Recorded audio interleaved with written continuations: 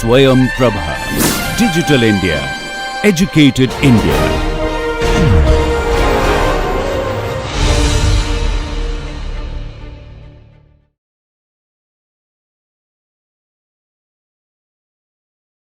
Okay, so there is one more last part of this measurement topic that we want to finish before we move on to the next topic. This is on contact angle measurement, because any multiphase flows is not complete without measuring the wettability of the particular surface when you have an interaction of surface with a liquid drop. Because when we talk about multiphase flows, we should not think only about dispersed multiphase flows and continuous flows which are happening inside tubes and so on, but also when you look at droplets, for example, on solid surfaces. So, how the interaction of the droplet with the surface happens is using the wettability, defines the wettability of that surface, and for that we measure simply what is the contact angle that the drop makes with the surface. So, as you all know that contact angle is the angle that we define between a tangent to the liquid surface. So, if the liquid surface is basically contacting the surface, solid surface like this. So, at this point of contact, this is called a triple point, or a three phase contact line. So, you have basically here liquid, you have vapor or gas or air, and this is the solid. So, the interaction of all these three phases is the three phase contact line, and this contact line, so we have to draw a tangent, and the angle that this tangent makes with the surface is called the contact angle. So, this is actually an apparent contact angle, because if you really look at the molecular level, what happens is you have a liquid drop like this, okay. So, this layer of liquid is actually a monolayer of liquid molecules which are still wetting the surface, okay, and this monolayer is basically given by the van der Waals attraction forces, because there is a certain attraction force between the surface and the liquid molecules, and these van der Waals forces are basically very large forces. So, these attractive forces. So, therefore, there will be still a monolayer of liquid film which is apparently spreading and sticking to the surface, and therefore, what we are actually measuring is what is called as the apparent contact angle, which means now if you take a line tangent somewhere like this, and this is the angle that you are actually measuring, but in reality this is actually not a three phase contact line, because the monolayer of liquid molecules are actually extending much further down. So, this is called as a micro region. Okay, so, this phenomena is at the micro level, but when you are measuring contact angle, we are not going to the order of microns to measure, it is still a larger scale, it is a macro scale. So, what we define as the contact angle is called the apparent contact angle. Apparent means it is what is appearing to the observer. Okay. So, now there are two types of contact angles, one is called the static and the other is dynamic. Now, when you define the contact angle from a fundamental surface energy balance, it is basically there are three surface energies. There is a energy interfacial energy or force between the liquid and vapor, which is in form of surface tension force. So, that is your gamma gamma Lg, okay, and then you have interfacial energy between the solid surface and the liquid, which is your gamma Sl, and then you have the interfacial force between the solid and the vapor, which is your gamma Sg, and in order for all these forces to be at equilibrium, so when we measure the static contact angle, this is at equilibrium condition. So, we make sure that this gamma Lg into cos theta plus your gamma Sl should be equal to gamma Sg. So, that is basically the force balance or the energy balance that is required to maintain this equilibrium contact angle. So, any drop with a surface making a particular contact angle depends on the values of the interfacial energies between the solid and liquid, and between the liquid and vapor, and between the liquid and gas. Okay. So, all this together is going to decide what should be the equilibrium contact angle of that liquid drop with that particular surface. Now, when the contact angle is very small, it is called, it is a fully wetting surface where theta is almost close to 0 degree, but when the angle is larger, it is called partially wetting, it is close to 90 degrees, and if the angle is greater than 150 degree, it is completely non-wetting, means the drop will be looking like this. So, therefore, when we measure the contact angle, we measure it like this, theta, right. So, we measure it from the liquid side to the tangent. So, this theta will be greater than 150 degrees, and here this is around 90 degree, and a fully wetting case, this is almost 0 degrees. So, these are all surface interfacial energies. Okay. So, interfacial, because each of these molecules, if you look at molecular framework, there is a, of course, forces of attraction and repulsion given by the van der Waals potential. So, you can look at that how, what is the affinity of this solid molecules to the liquid, and what is the affinity of this liquid molecules to the vapor, and similarly affinity of the gas molecules to the solid. So, all these three are in terms of these interfacial forces. Okay. So, they are going to decide what will be the equilibrium contact angle this drop makes on the surface. So, the origin of these forces are coming from the molecular attraction between the different molecules. Okay, now how do we measure this equilibrium static contact angle? So, we have what is called as a contact angle goniometer, which are commercially available, but you can also make one in your own lab like how we did it. So, we have a small syringe needle through which we dispense the drop onto a surface, and we gently place the drop, and then we have a light source to illuminate this drop, and we have a camera to pick up the image, and all we need is, once you process this in the computer, you will get an image with a background which is a lighter background like this, and then we can do image processing to extract what is the contact angle from the image.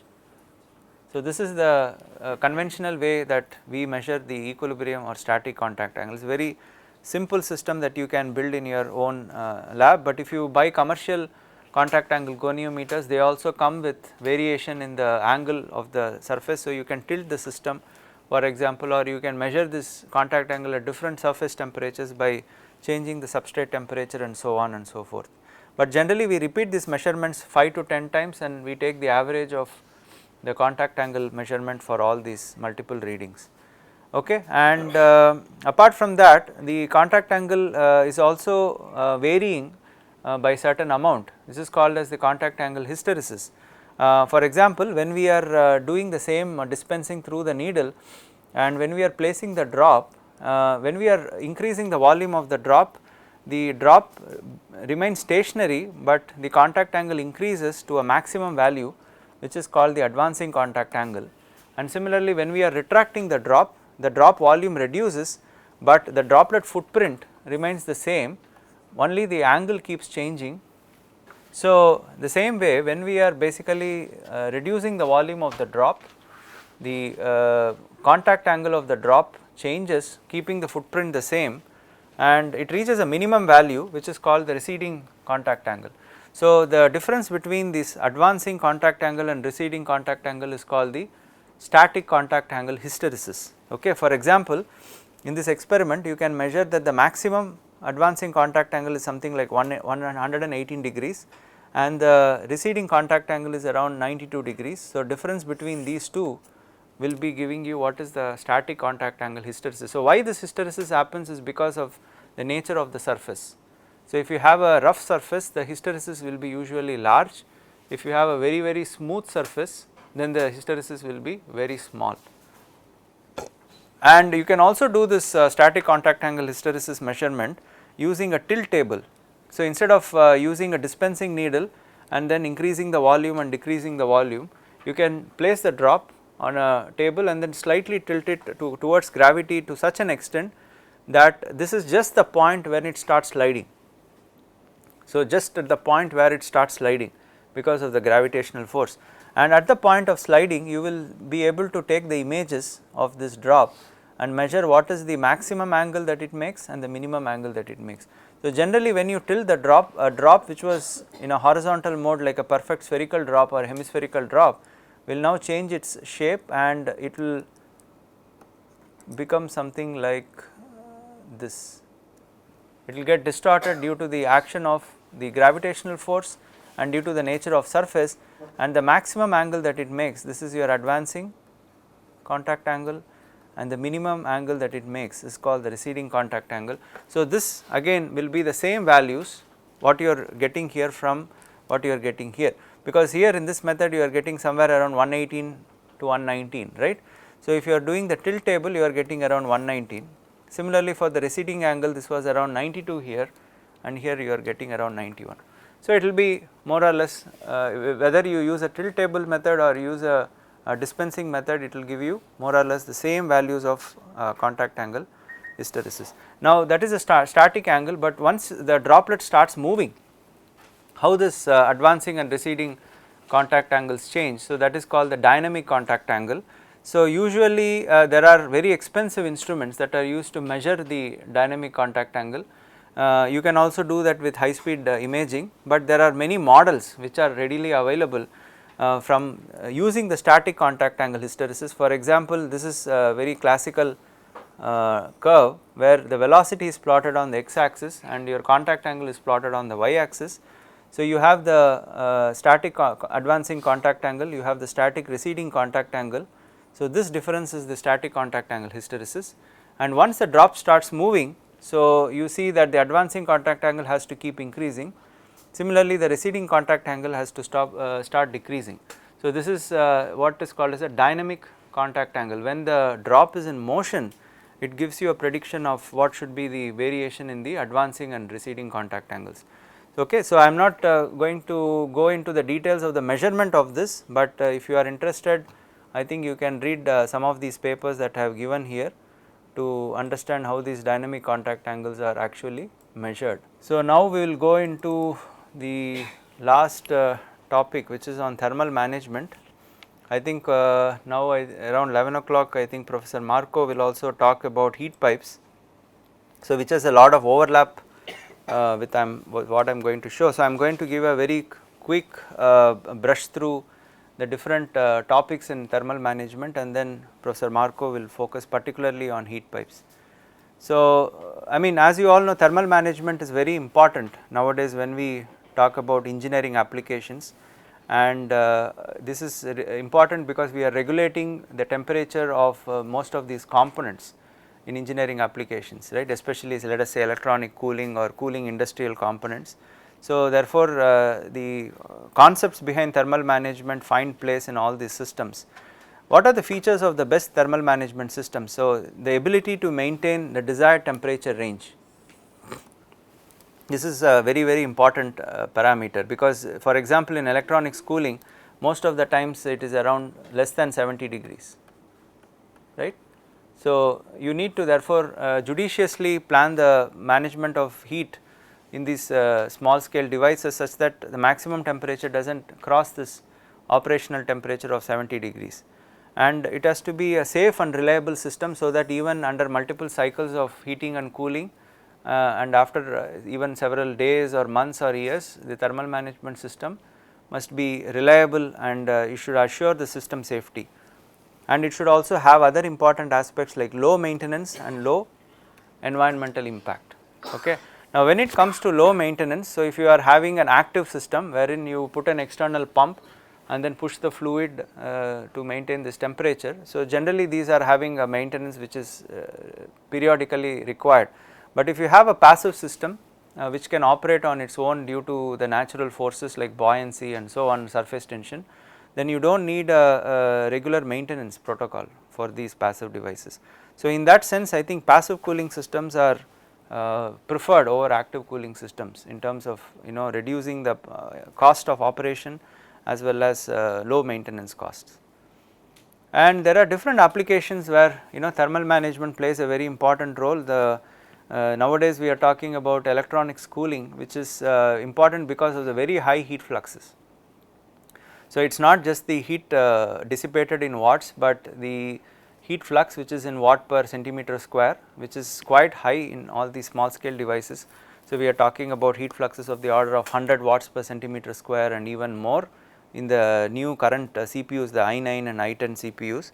So, the idea here is this heat is generated in a very small region of the order of 3 by 3 centimeter square. So, within that particular small region you are generating 100 watts, is going to cause temperatures to go very high if you do not maintain adequate cooling and heat dissipation from these devices. So, that is why thermal management is essential in electronic devices such as smartphones, computers and servers and data centers, to make sure that the components are performing within the safe operating limits. Usually this is about 70 or 80 degrees C, and to make sure that they are reliable. And apart from that, we talk about thermal management in automotives. For example, when we talk about internal combustion engines, we have to maintain the engine cylinder for example within the desired limits. So, we use radiator to basically maintain this at desired temperature. And nowadays we are talking about electric vehicles. So, electric vehicles require that these batteries, typically the current lithium ion batteries and so on, have to be maintained also within a desired temperature, typically like 20 to 40 degrees. So, we need to therefore invest on critical thermal management systems to maintain electric vehicle battery cooling as well, and on top of that we have these electronic components which are to be maintained. We have motors in electric vehicles, so that also has to be maintained at adequate temperature. So, apart from that, we have aerospace and aviation, you have these large gas turbine engines, so which have to be maintained also at desired limits. For example, the gas turbine combustor liner, you have the turbine blades. So, these are very critical components prone to thermal stresses, because they are operating already at very high temperatures of close to 1500 to 1700 degrees Celsius. So, they have to be adequately cooled by air cooling. So, that thermal management is very important there.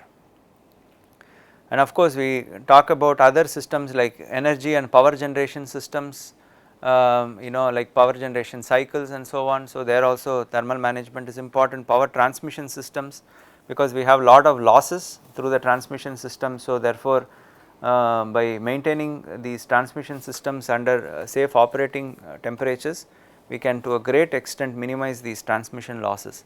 Then we have data centers, which I have already discussed. When we have medical devices and healthcare also, so there are several diagnostic equipment which requires the temperature of these equipment are to be maintained in stable operating limits. Then we have high intensity LED lights. So, there are actually people who are really working on cooling or thermal management of high intensity lighting systems such as LEDs to manage heat dissipation. And then of course, you have industrial processes. Apart from the power generation, you have industrial processes like manufacturing, chemical process industries like paper, textile industries. So, which also need, all these processes require very highly temperature regulated control to do these processes effectively.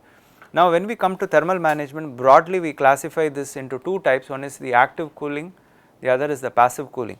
So, passive cooling means you are only relying on conduction, convection and radiation, and even the convection is natural. So, it is not a forced convection. So, by inherent natural convection you are trying, for example, you have these heat sink. This is a heat sink, you have fins attached to these heat sinks, you have this pin fin, cylindrical pin fins attached to this heat sink, and in the process you do not use any external blower or a fan. Just by conduction it is going to carry the heat from the device into the heat sink, and again by natural convection this heat is actually dissipated to the surroundings. So, there it works by itself, it does not need any other external source of energy. However, it depends strongly on the orientation. So, if you probably place the heat sink in such a way that the heater is at the bottom and the heat sink is at the top, then this is going to be a natural convection which will be working in favor. But sometimes if you place it in the other orientation, so where the heater is at the top and the heat sink at the bottom, you may not get a stable natural convection cooling mechanism. So, therefore, anything that you rely on passive cooling has to be robust, and it should also work independent of the orientation of the device. So, therefore, instead of just heat sinks, we also use devices like heat pipes. So, in heat pipes what we do is we have a evaporator section where the heat is basically added to the working fluid, and we have a condenser section. So, this is the evaporator section, sorry, and this should be the condenser. So, where the heat is taken out from the working fluid. Now, so inside this heat pipe we have a capillary wick wick structure which makes use of capillary forces to drive the fluid from the condenser side to the evaporator side. The liquid is basically transmitted from the condenser to the evaporator by means of capillary action through this wick. So, this is a porous structure. Now, outside the wick region, so when the evaporator section is adding sufficient heat, the fluid is evaporated, okay, and the vapor that is generated will be automatically pushed towards the condenser side because of the high vapor pressure. Because once you generate enough vapor in the evaporator, that pressure itself is enough to push the vapor directly to the condenser side. You do not need any external mechanism to pump this vapor, but the return of the liquid from the condenser to the vapor cannot happen by heat itself. Okay, so once at the condenser the vapor condenses, the condensate has to return again to the evaporator section to complete the action of the heat pipe, otherwise the heat pipe will not be continuously operational. So, to do that you need this capillary wicking structure, otherwise they become dependent on the orientation. So, if you place this for example in a bottom heating mode where the evaporator is at the bottom and condenser at the top, then this will work, because when there is a terrestrial gravity acting downward, the condensate will naturally flow down by means of the gravitational force. But if you are doing this in microgravity or in space application, the thermosiphon will not work. Okay, then you need to use the capillary action to return the condensate from the condenser to the evaporator. So, therefore, the capillary wick is a very important structure of this heat pipe, and it decides how the efficiency of this heat pipe is. Now, when it comes to active cooling, of course, if you do not have a very good control of the cooling mechanism by using these passive devices, you make use of external energy source. For example, the same heat sink, now instead of using natural convection, you can attach a blower or fan, so that this is going to produce forced convection of air, and this will effectively remove the heat from the fin. So, this is a much more controlled process which is in your control.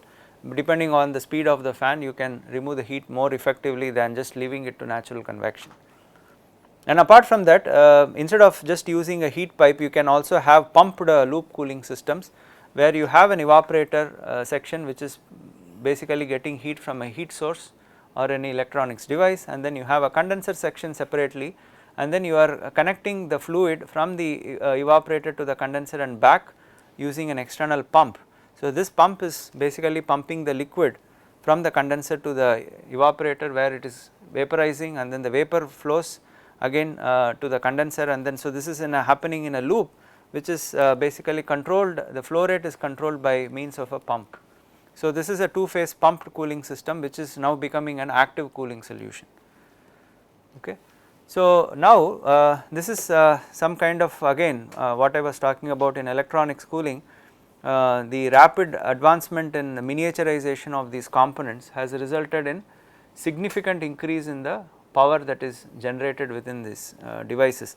So, now when we are talking about Pentium processors, they are dissipating of the order of close to 50 to 100 watts, and this is of the order of 2 or 3 centimeter square. Now, if you look at the newest i9 processes, the heat fluxes can actually exceed 100 watt per centimeter square. So, FPGA is field programmable gate arrays. So, these are like customizable CPUs that a person can build by himself. So, it talks about what is the power generated when you have 20 of these devices together. So, I think these are and then most important is how do you decide what is the type of operating fluid and what is the mode of heat transfer that you need to maintain in all these devices, whether it is either active cooling or passive cooling. So, you have to understand first what is your cooling load that you are required to remove from the evaporator side. Next, you have to understand whether it is going to be an active or a passive cooling mechanism, and the other is going to govern is to understand that I can remove this much amount of heat on a small area. For example, I cannot just rely on only a single phase air or single phase liquid for cooling. So, because you can see the heat transfer coefficients vary in a very wide range depending on the type of fluid and the type of heat transfer mechanism. For example, if I have free convection only with air and gases, they can only give you a maximum heat transfer coefficient of 100 watt per meter square Kelvin. But if you go to liquids, You can also look at forced convection for example, and as the shift curve shifts towards the right with higher heat transfer coefficients if you use water for example, but then the maximum efficiency can be obtained if you use phase change. When you go to boiling and condensation is when you can get the highest heat transfer coefficients, which are of the order of 1 into 10 power 5 or 1 into 10 power 6 sometimes watt per meter square Kelvin, which is 3 or 4 orders of magnitude higher than what you get with single phase.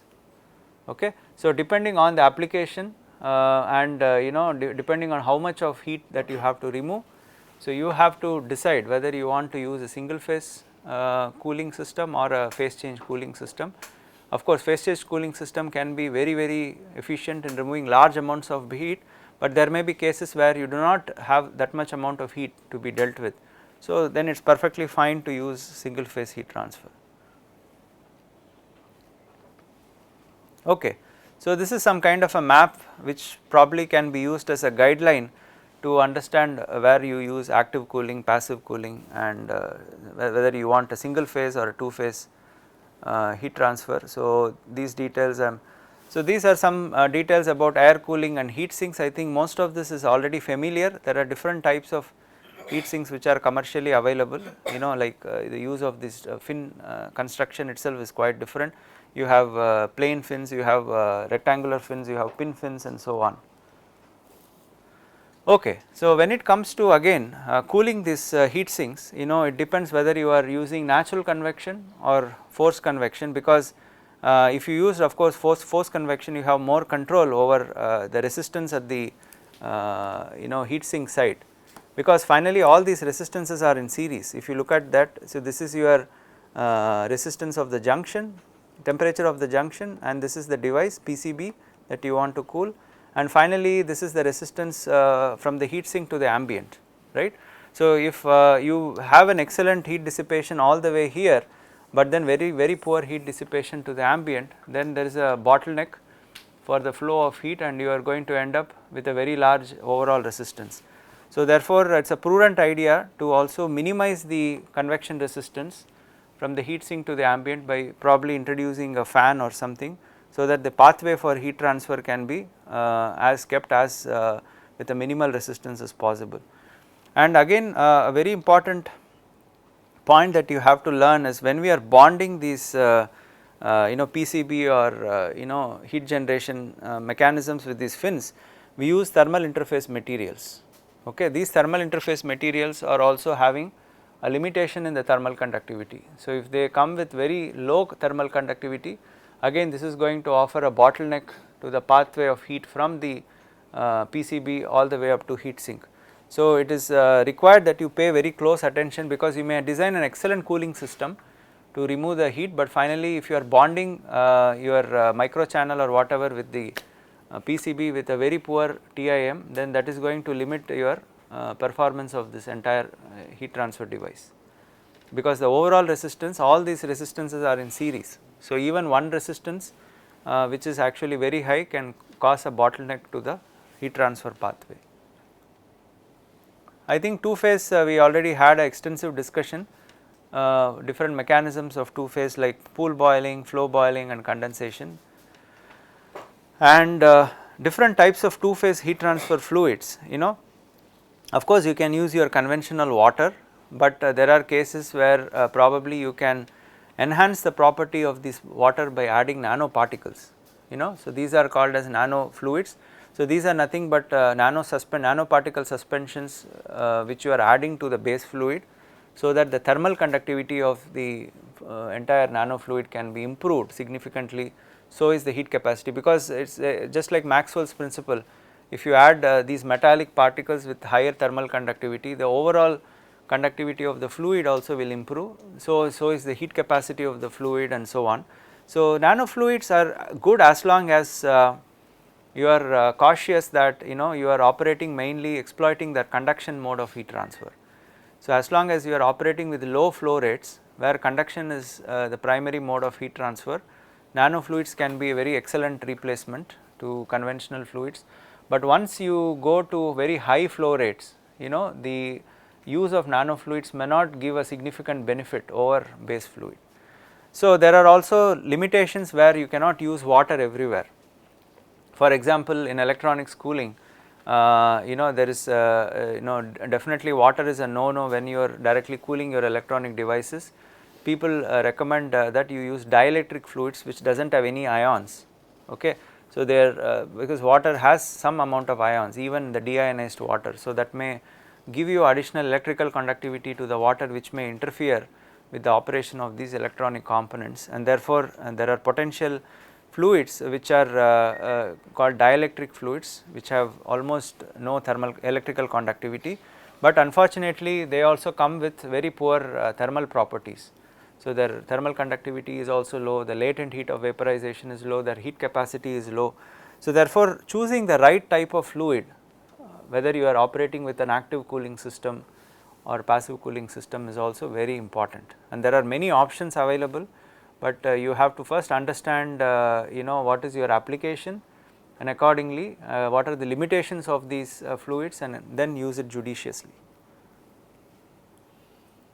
And this is again a slide which talks about the different issues in two-phase thermal management. As I talked about, fluid selection is one major issue, then the design of the cooling system is very important. As I said, if you are looking at electronic cooling, you may integrate a micro channel heat sink, but finally if you bond that micro channel heat sink to the the power generation component using a very poor low thermal conductivity thermal interface material, so that is going to increase the overall resistance of this entire device, and you will lose all the benefits of your micro channel heat sink.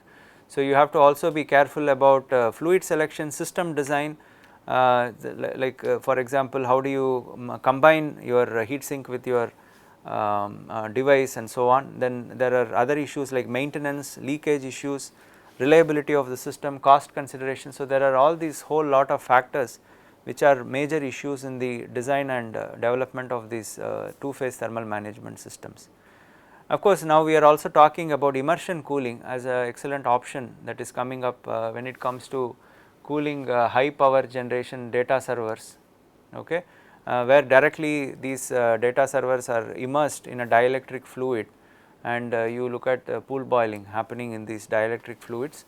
Of course, you cannot do that with water. So, you have to use these dielectric fluids which are electrically very poor conductors. Okay. Okay, and then you also have other types of management devices using phase change materials, which are also passive devices. I think most of you know that, because the phase change materials basically employ from the solidification from the solid state, they liquefy at the melting temperature, and once they reach the liquid state, again they have to be again brought back to the solid state by allowing the heat that is absorbed by them to be dissipated out, and then so that they can come back to its original solid state, and then you have to make sure that the melting temperature is also close to the temperature of operation of this device. So, suppose if you are using PCM for say battery cooling, so electric vehicle battery cooling, so the operational limits is, let us say, 35 degrees ambient condition. So, this PCM should be sensible enough to be working exactly in that range. But the problem is, if you take this PCM and put it in other ambient temperature of 40 degree, it is already melted, it is in a liquid state, and it may be actually acting like an insulator. The problem with PCM is they have very low thermal conductivity. So, as long as you are exploiting the phase change or the latent heat of solidification or melting, so they are very good in absorbing large amounts of heat, but once they go to a single phase, and that means they are melted, then they have a very poor thermal conductivity, and they perform even worse than without using any phase change material. Okay, so there are different types of PCMs, most of them are using this kind of paraffin based derivatives, and there are also non-paraffin based organics. There are also salts which are also used. So, there are different types of depending on the melting temperature and the enthalpy of vaporization or the solidification or melting. So, you can choose different types of PCM obviously, right. And then you have other types of thermal management using, for example, thermoelectric cooling, which I am not going to have time to deal with. And then when it comes to passive devices, of course, in our own lab we have been working on thermosiphons as one of the potential passive cooling systems. We have been able to develop these kind of flat plate thermosiphons, which are horizontal flat modifications to the cylindrical thermosiphons that I showed you earlier. So, you have a discrete heat source which is attached to a heat spreader. So, the thermosiphon here is like a heat spreader, and also you have a fluid which is filled inside this thermosiphon. So, there is also a phase change action that is taking place. So, most of this fluid is evaporating or boiling, and then from the condenser side you remove the heat. So, there is a condensation happening, so like dropwise condensation. So, the effective conductivity of this device is improved several orders of magnitude due to the phase change mechanism happening in these devices. And these advantage of these thermosiphons, flat thermosiphons, is it acts also as a heat spreader, so that it reduces the intensity of heat, because the intensity of heat is given by heat flux. So, it is not the absolute value of heat that is going to decide the temperature, but the intensity, which is the heat flux, is going to decide. So, therefore, if you reduce or mitigate or alleviate the heat flux by spreading it, and then you basically transfer this heat from the evaporator end by means of any of this boiling and condensation mechanism. So, you achieve very high amounts of conductivity of this device. So, we in our lab have been working extensively on developing this horizontal flat thermosiphon. So, we have a modification to that which is called the integrated flat thermosiphon. So, we have a thermosiphon like what I showed you now, but instead of using a normal plane surface, we have micro channels or mini channels on the evaporator side, as I showed you before under pool boiling. So, these micro or mini channels can be used to enhance the pool boiling characteristics. And at the same time, we also have these hollow fins directly integrated onto the thermosiphon, because generally we have this thermosiphon, then we attach the fins externally by using a thermal interface material. So, that is an additional thermal interface resistance coming into picture. In order to avoid that, we directly have these hollow fins which are embedded. The advantage of these hollow fins is we make a super hydrophobic coating onto this hollow fin, so that we promote dropwise condensation, as I was talking to you yesterday about improving the condensation heat transfer. So, the hollow fins are also now giving you additional space for the dropwise condensation to happen. So, with this kind of device we were able to see that the performance in terms of the resistance of this, overall resistance of this device is considerably lower than when you do not have any of these surface modifications. So, these are some details which I do not have time to go through. I just leave it to you. I will share these slides, you can go through them at your own leisure. And then we talk about heat pipes, and of course Professor Marco is going to give a very extensive lecture on heat pipes. So, I am not going to go into all the details now, but we have been working in our group also on a modification to the conventional capillary tube heat pipes, which are called as flat plate pulsating heat pipes, which are nothing but you have any metallic surface like copper, aluminum or stainless steel, on which you mill these small mini channels, or it can be even micro channels, and you completely seal this and you fill this with some, you evacuate the system and you fill it with working fluid, and then you will be able to see that you will see small plugs and slugs which are formed, that we had discussed in flow boiling, and these slug plug oscillations between the evaporator and condenser result in the efficient transport of heat and removal of heat from the heat source.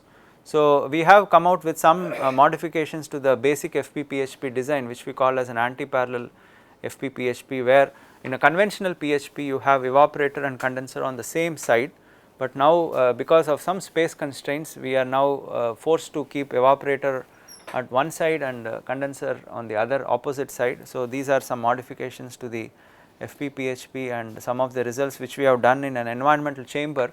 We were testing this performance at various ambient conditions. So, right from room temperature to very high temperatures of 50-55 degrees C, we wanted to see how the performance of this device is. So, these were some of the, and then we are also working on spray cooling right now. So, it's a very interesting topic. So, if you are thinking of removing very high heat fluxes, so we are talking about boiling and condensation, right.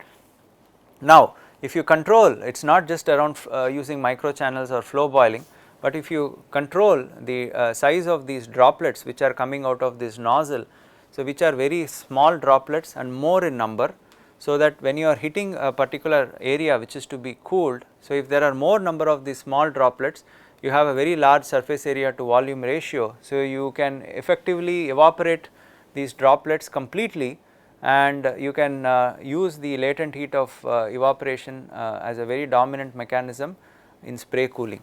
So rather than just splashing liquid directly, we atomize this and break this into fine droplets, so that the surface area to volume ratio of the droplets can be as high as possible, and then the evaporative cooling can be a very significant source of heat transfer in this case. So therefore they are preferred when you are going for very high heat fluxes, sometimes the heat fluxes that you encounter in lasers for example.